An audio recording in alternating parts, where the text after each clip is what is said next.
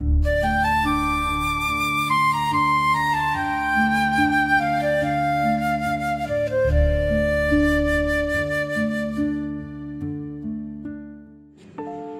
पुत्र युधिष्ठिर ने कहा, हे जनार्दन, मैंने श्रावण शुक्ल एकादशी का वर्णन सुना। अब आप कृपा करके मुझे भाद्रपद माह के कृष्ण पक्ष की एकादशी के विषय में बताइए। इस एकादशी का क्या नाम है तथा इसकी क्या विधि है? भगवान श्री कृष्ण ने कहा, हे कुंती पुत्र, भाद्रपद माह के कृष्ण पक्ष की एकादशी को अजा एकादशी कहते हैं। इस व्रत के प्रभाव से मनुष्य के सभी पाप नष्ट हो जाते हैं। इस लोक में और परलोक में मदद करने वाली इस एकादशी के समान दूसरा कोई व्रत नहीं है। अजा एकादशी व्रत कथा। पूर्व काल में अयोध्या नगरी में एक चक्रवर्ती राजा हरिश्चंद्र राज्य करते थे। राजा अपनी सत्यनिष्ठा और ईमानदारी के लिए प्रसिद्ध थे। देवताओं ने उनकी परीक्षा लेने की योजना बनाई। राजा ने स्वप्न में देखा कि उन्होंने अपना राजपाट ऋषि विश्वामित्री को दान कर दिया। सुबह विश्वामित्री वास्तव में उनके द्वार पर आकर कहने लगे, तुमने स्वप्न में अपना राज्य दान कर दिया।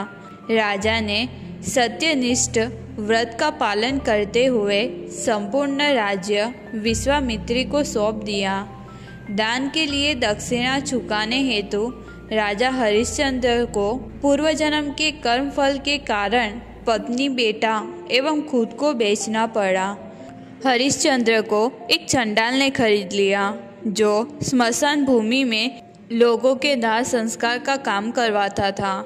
वह उस चांडाल का दास बन गए और कफन लेने का काम किया।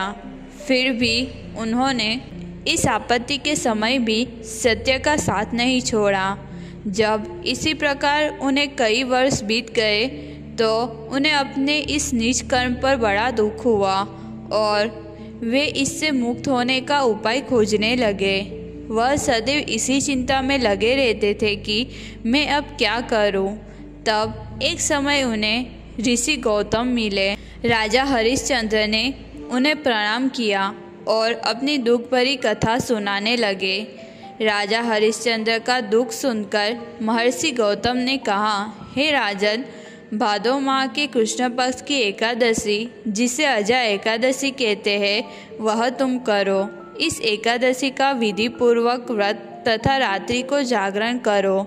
इससे तुम्हारी सभी पाप नष्ट हो जाएंगे।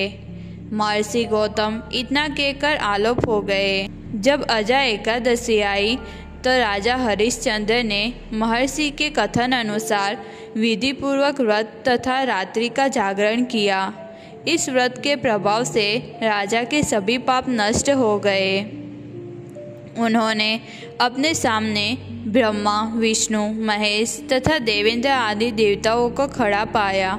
उन्होंने अपने मृतक पुत्र को जीवित देखा तथा अपनी पत्नी को राजसी वस्त्र तथा आभूषण से परिपूर्ण देखा।